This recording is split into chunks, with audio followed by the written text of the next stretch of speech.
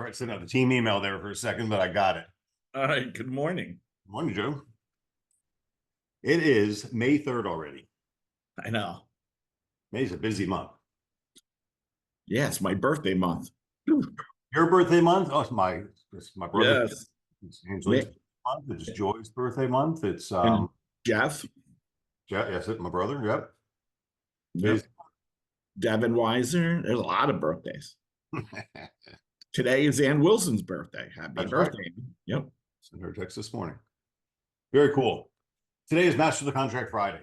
Let's talk about this for a minute because have you noticed anything changing lately?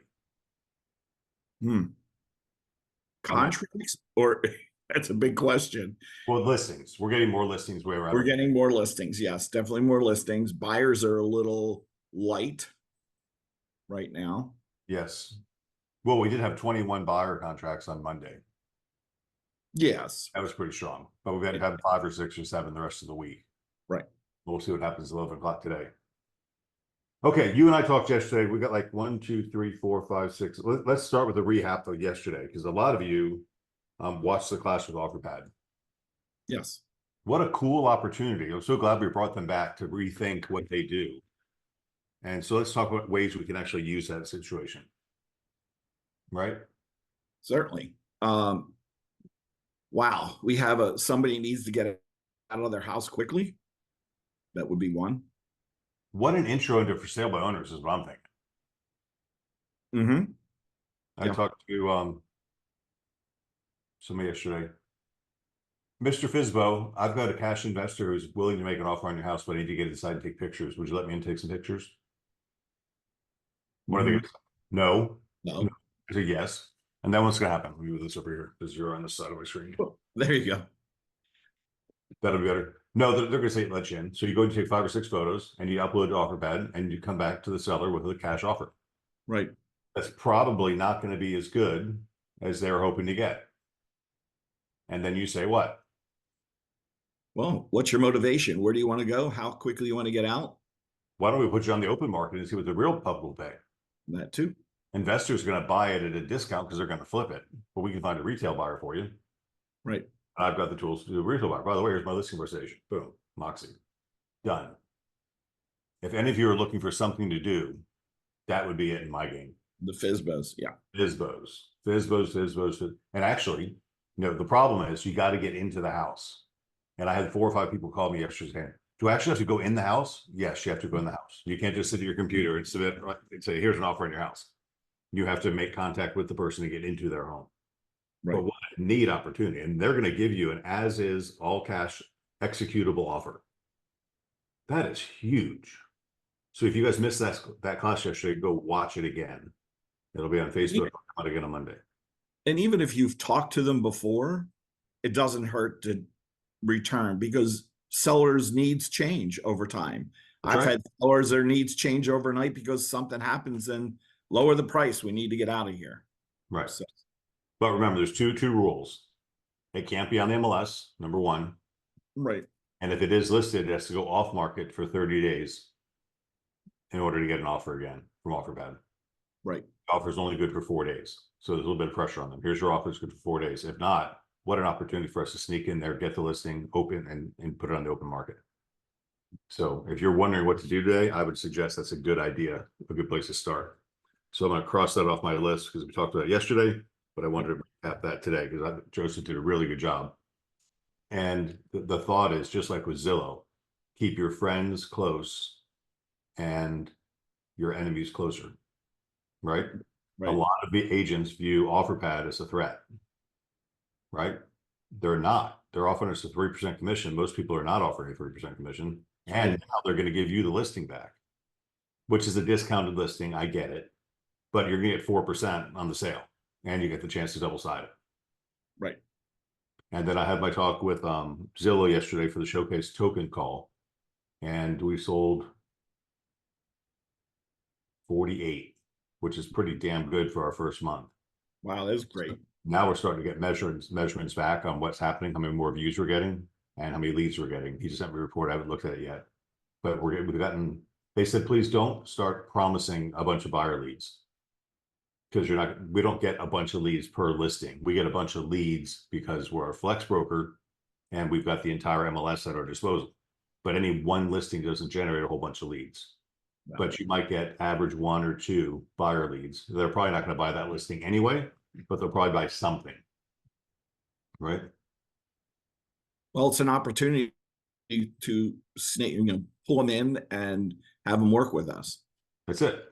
And it's a way to get a listing at a higher commission, which is my goal for all of us. Right. Okay. We have an issue. I have an issue because my email blew up. Right now I have 28 emails that I've been copied on one situation. And you're the manager of that office and you've been consulting this agent along with me. Right. And it's kind of ridiculous. I want to talk about this. So the challenge is it's about assignability, right? So we haven't really talked about assignable contracts. Mm-mm. So generally speaking, are assignable contracts a good thing to get into or not? No, they're not good. No, I want to know who the buyer is, who the seller is. Yes. Yeah. Right.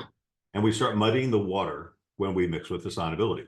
And you lose control. John, I love you. Depends. It depends. You lose control. So, and there's 2 types of assignability. There's the box for this contract is not assignable. This contract is assignable, but the buyer is not released from obligation, or it's assignable and buyer is released from obligation. Correct. Right? So non-assignable would be my choice. And then assignable but released from obligation means Joe buys my house and he assigns it to Kathleen Long. And Craig now steps away. Joe steps away and now Craig is dealing with Kathleen. But if Joe does not assign it and be released from liability, then Joe still has the contract. He's assigning it to Kathleen, so she has to perform. But if she doesn't perform, I go back to Joe because he's the one I signed the contract with. Correct. Right. Correct. That's right.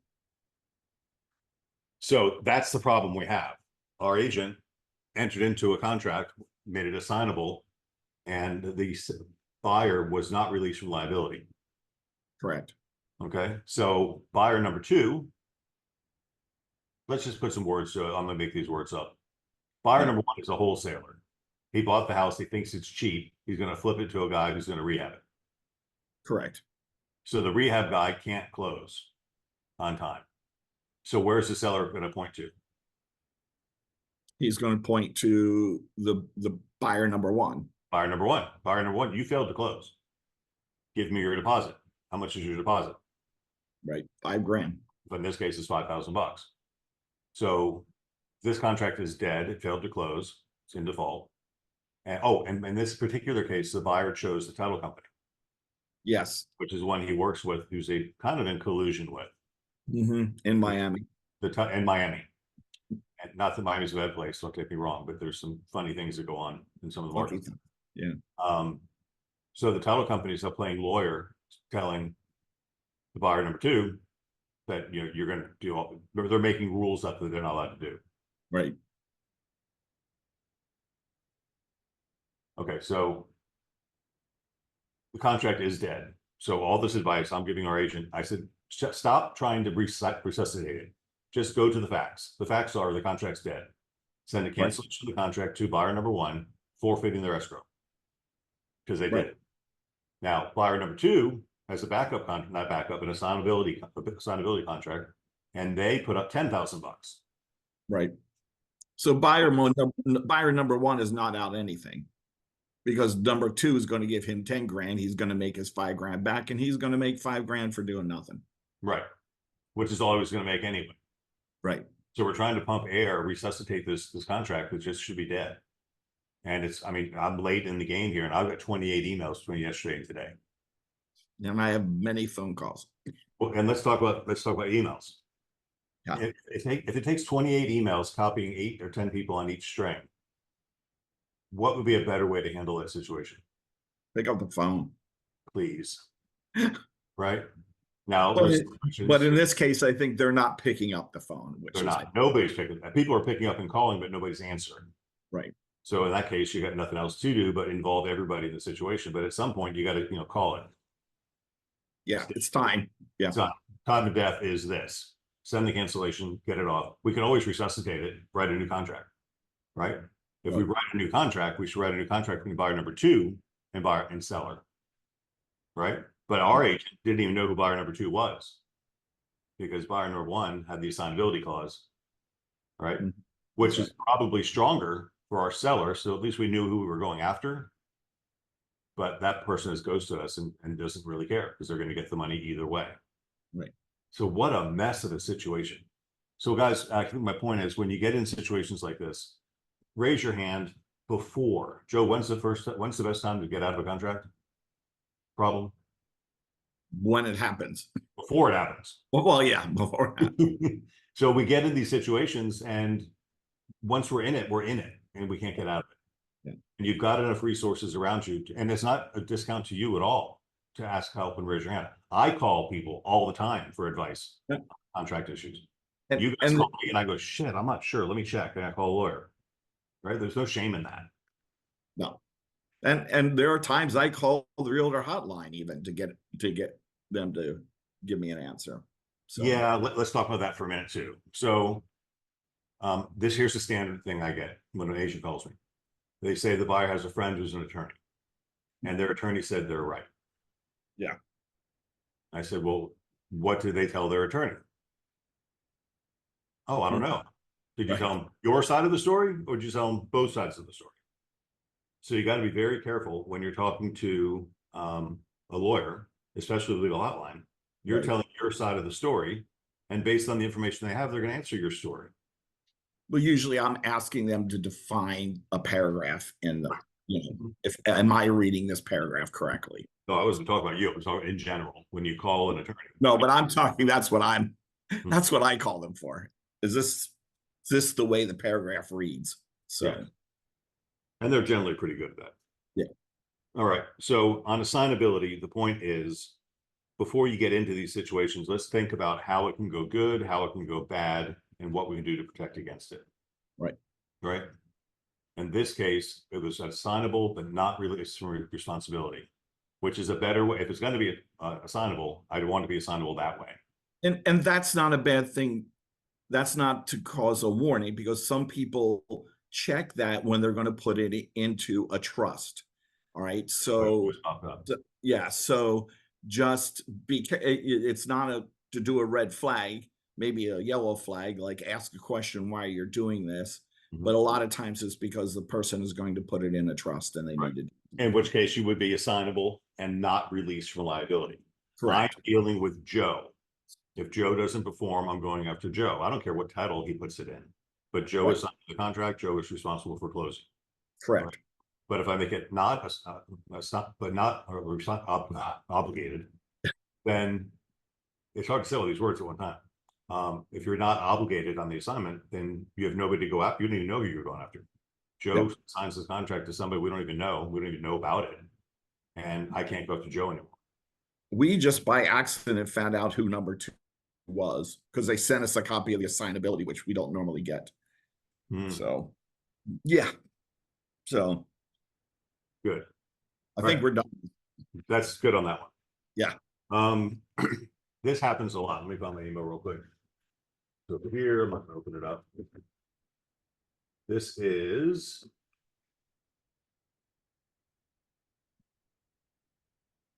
I've got to get through these 28 emails from the other version. I have a new listing on a street somewhere with the siblings on the deed as owners, and they went through a legal matter to force the sale of the home. Attached is a court document for review. Is this document acceptable to allow the 2 siblings to sign the listing and any contract solely without a 3rd sibling on the sale? That question was posed to our listings team. And I'm very proud of the listings team. They wrote back and said, I'd run that by title to make sure. And then the agent sent me a copy also. And I said, I would check with title. Because the title company is going to send it to their underwriter and say, what do you think? Because they're the people are going to have to underwrite the deal and the insurance. Right. But I think the underlying problem here is you're not judge and jury. You can't play God, right?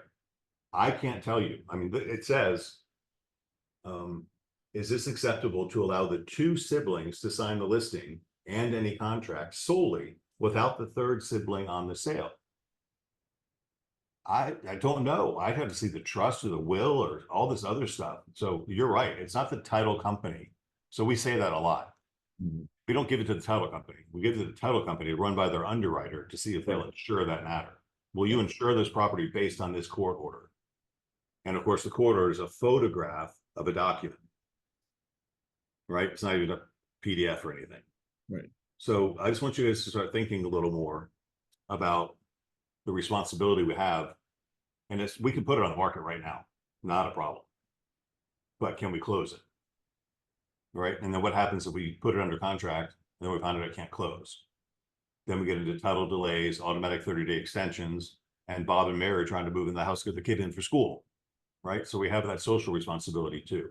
And once again, I got a lot of my message today is it's okay to ask for help. So I'm glad this agent asked for help, but ask the right party. Right. We have a title company. And the title company has every underwriter. If one underwriter says no, what do? We can go to another underwriter and see if they'll do it. And we do that from time to time because some underwriters are more sticklers than others. But that was another third issue that I just want to call out, that we have these things in our contracts that it's okay to ask for help. We always want the question. I honestly want to spend 2 minutes up front than hours afterwards. Yes. Finding my other messages here. Oh, this one was fun.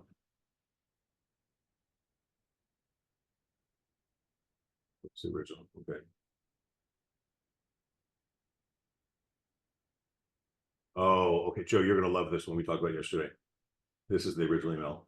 So we're going on a listing, and the condo association is sending out notes to the owners that there's going to be some problems coming up. They don't have their inspections done, and the agent asked me, what should I do? And they sent me a copy of the minutes. They can't find out they're here. And my answer was, I think you're volunteering for a problem if you take the listing. The new condo disclosures will render the building unfinanceable. And most cash buyers I know are not stupid. They are likely going to be special assessments, which will be another blemish for a buyer. I feel for the owners, but right now it's their problem, and they're trying to sell their problem to another buyer. All of the owners are in the same situation. They need to pull together as a community and make the required repairs before these units become to make the units become marketable. Right. So you did a lot of training on this last week. Yeah.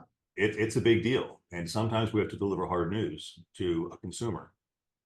It's a very big deal. And a lot of owners, especially if they're not necessarily residents, aren't really in tune with what's going on. I have a condo right now, and I had to walk a seller through who lives in New Jersey, and they're selling their mother's condo here that she lived in. And, I've got to walk them through and explain the whole situation. And now we're very lucky in their complex. Both studies have been done. The integrity study, the inspection, and then the reserve fund study has been done. And there's no problems. So that's a positive, right? Otherwise I wouldn't have taken the listing, because you're without those studies done, that it's just going to sit there because no one's going to buy it, because you have to disclose, that you don't have those studies, unless you have somebody who's going to come in with deep pockets and doesn't care that they're literally writing a blank check. Right. Nancy says, I've got all the condo docs except one that hasn't been done yet, the structural integrity survey. Milestone is done, the governance is done, and all the regular condo docs, just the one isn't due until the end of the year. It's the end of the year. Yep. But you could, there's a good thing that you can look at the first report and look and see how well the building's been maintained. But there's no way to know what the study is going to do for the reserve fund, because once they get in there and they say, well, there's only this much money for the roof, and we've got 5 years roof life left, now we got to assess and get that up to snuff. So in 5 years, we have enough money to do that. And that's going to come in the form either of an assessment, or they're going to raise the dues to cut for the next 5 years. So and is the buyer should the buyer be aware of that? Yes, absolutely. See, back in the day, before I was actually, when I started in real estate, there was an MTOR called caveat emptor, and that meant buyer beware, Correct. right? And that still happens in many countries of the world. It's buyer beware, right? Caveat emptor went away in the United States, probably in the late 80s, right? And it's no longer. It was a Johnson versus Davis case and required seller to disclose material defects of material affected value of the property. So the increase of a dues or a special assessment is a material that increases, affects the value of the property. Right. So it should be disclosed. And in this case, we can't disclose because we don't know. So the seller won't get in trouble for selling, but a buyer would be kind of stupid to buy. Yeah. And you know, we don't live in those condos. We don't know what's going on, but I can tell you there's been assessments of $50,000 in some condos in St. Pete. Mhm. You know, and if you got a big high rise and there's a lot of units, you know, whatever's it costs can be spread out over 50 units. But if you have a building that's only 13 units or 14 units, that's Mhm. a much different situation and could be very costly. Yep. Okay. Next issue on the item list today, FHA addendums. Oh, yes. Let me share my screen real quick here. Let me give you the code. I made you post, I think. I think I have it here. Yeah. Okay, so the scenario that came up, and it was actually on my listing, is number 2, is this inspections and appraisal. So the scenario was the buyer did stage real fast. This is Master the Contract Friday, right? right. The idea is for you guys to know the nuances of this contract so you can protect your customer, right? Either buyer or seller. And the clause is important. So listen up on this one. Right. So I have the seller. So the buyer did their inspections. We got the ICR, everything was done. About 2 weeks later, it's a VA deal. About 2 weeks later, the buyer agent came in and said, "Oh, we found some wood rot, and you know, we need that fixed." Because the lender sent it back to us and said it needs to be fixed. And I'm like, okay. I said, we're past our inspection period. And he goes, yeah, but you know, we signed the FHA VA addendum, and number 2, you know, there was a number in my particular case, it was like $100 or something like that. And so he has to fix it. There's $100 in that. And I'm like, no, please read this addendum. All right. And this is really important. In addition to the requirements of this contract, seller shall comply with applicable FHA and VA regulations regarding lender required inspections, which would be termite and that, and appraisal repairs. Collectively, appraisal repairs. The cost to the seller for appraisal repairs shall not exceed this amount, which cost is in addition to the cost required to be paid by any other provision of the contract. So if you're using a regular FAR contract, you have repair limits, right? So, and as is, you don't. So I said to him, I said, very good. I said, was this called out by the appraiser? Appraisal repair, meaning it's in the appraiser, in the appraisal, the appraiser says this must be repaired in order to get financing. He said no, because this appraisal repair would be in the NOV in a VA contract. That's a notice of value. So when you get a VA appraisal, the notice of value comes out and says, this is what what we've appraised it for, and it'll list anything that has to be repaired in order for it to meet that appraisal. So in case you have a contract that says you're going to put a new roof on, the appraiser would put that in that notice of value. Notice of value. So he goes, no. I said, well, then the buyer pays that. Right. So we'd be happy to do that, but that's not what it is. He wasn't happy, but again, you've got to know these addendums. This appraisal repair is only if the appraiser calls it out when he does the appraisal. Let's explain that for the benefit of the group. Okay. Why does the FHA or the VA give a hoot? Well, they're trying to protect the lender or the borrower from any undue repairs that they may find in the appraisal. No, it's really because they want to sell the loan on the secondary market. Oh, well, that too. Right. banks don't just lend money from themselves and then hold that loan for 30 years.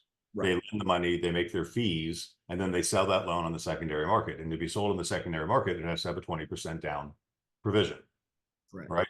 So that's why FHA, actually, what do? They insure the gap between the 3.5% down payment and the Right. That's your private mortgage insurance. And for VA, it's the insurance. For VA is, FHA insurance, for VA, it's a guarantee. So VA is on the hook for the property. yeah, So the VA if we're on the pays, hook for the property, we want to make sure it's in good condition right. and to protect the veteran. And then Right. the low down payment loans, like 5 or 10% down loans, you're going to have private mortgage insurance. And that insurance is covering the gap between the 0% and the 20% down. So they can sell it to the secondary market, and the person who buys with the company, the REIT, whatever it is that buys the mortgage, they've got an 80% position. So it's a safe loan for them to buy. Right. So that's why in the government loans, they've got insurance and guarantees. Yeah, So in the VA, you had the funding fee, which is basically that's prepaying the insurance on the loan. yes. Okay. That was Last one for today. This one's a sticky one, and I'm gonna be a little bit strong on it. Joe, when is it a good time to do a pre-occupancy or a post-occupancy? never. Never. Pretty much never. Right? Never. There's just so many things that can go wrong. And when it goes wrong, and I can't fix it. Right? So we've got one now that went wrong, and it's a pretty simple, right? In a perfect world, you're a nice guy, I'm a nice guy. I had a couple issues pop up, Joe, and I can't close on time, and you're not living there anyway. So why don't you just let me move in early? And the contract's easy. We got a pre-occupancy addendum, and it basically says seller agrees to let buyer move in early, and they're going to execute a lease together. So our agent executed that addendum and filled out the lease.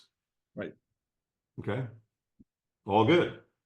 So, but what happens in the addendum is when you move into the property, you assume it in the condition that it's in when you move in. Correct. Seller's relieved from the maintenance obligation.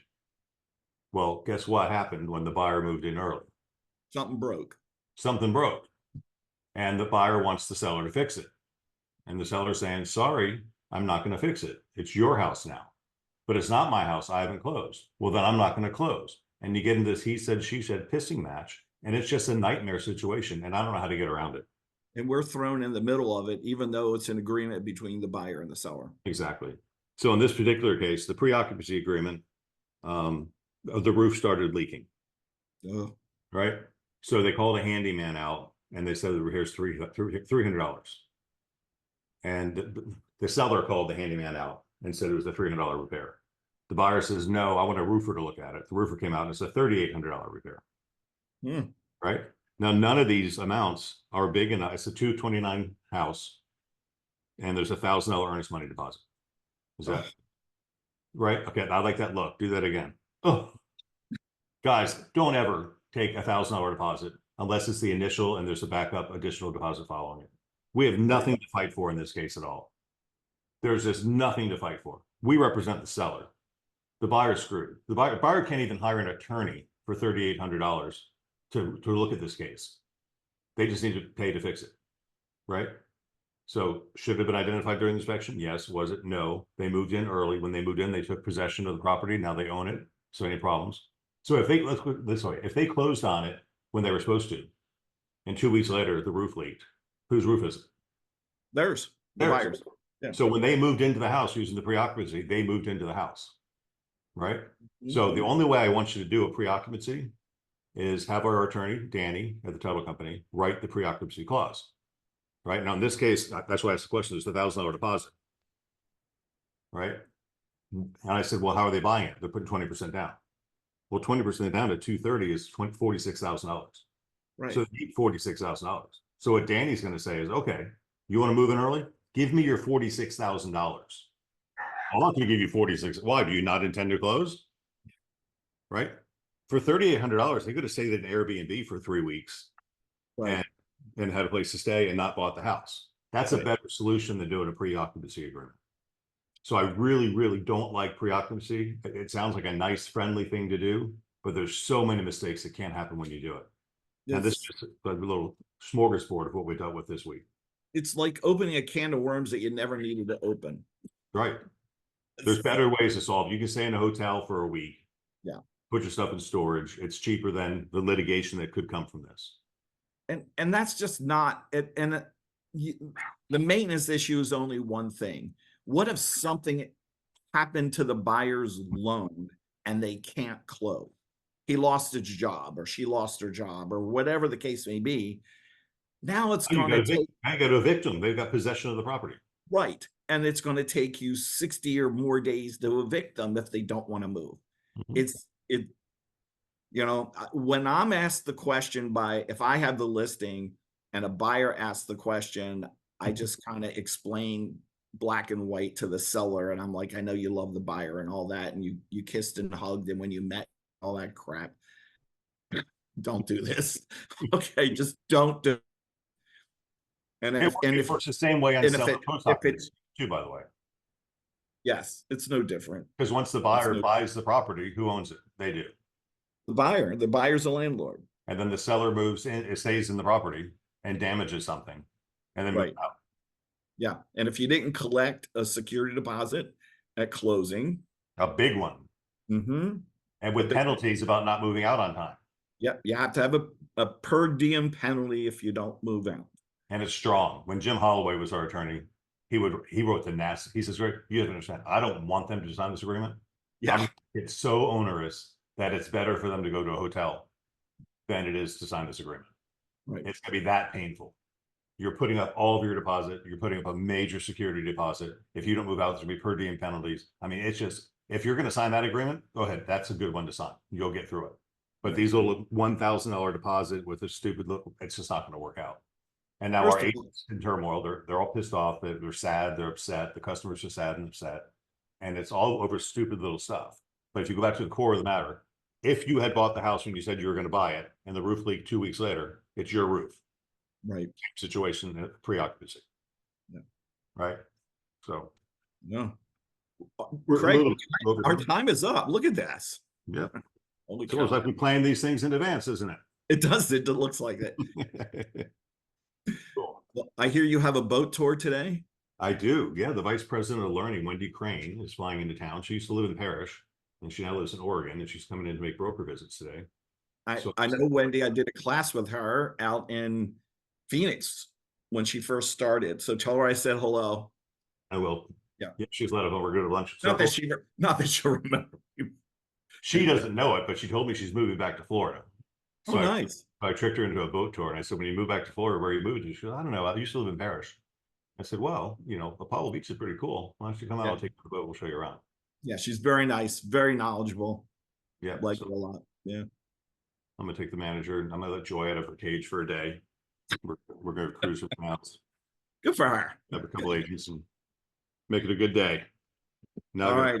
It's for an insurance appointment. So all is good. Joe, thank you. Good content. Hope you guys got something out of today. We're here for you as always. And once again, there's no shame in asking for help. I call and ask for help all the time, and I have a lot of experience. I've got more experience than most of you, but I still call for help. So I'd rather you get help before the problem happens than after the problem happens. Exactly. And that's what these things are for. And they go everywhere with us, right? We live with them. Yeah, we do. All right. Thanks, everybody. Happy Friday. Have a good weekend.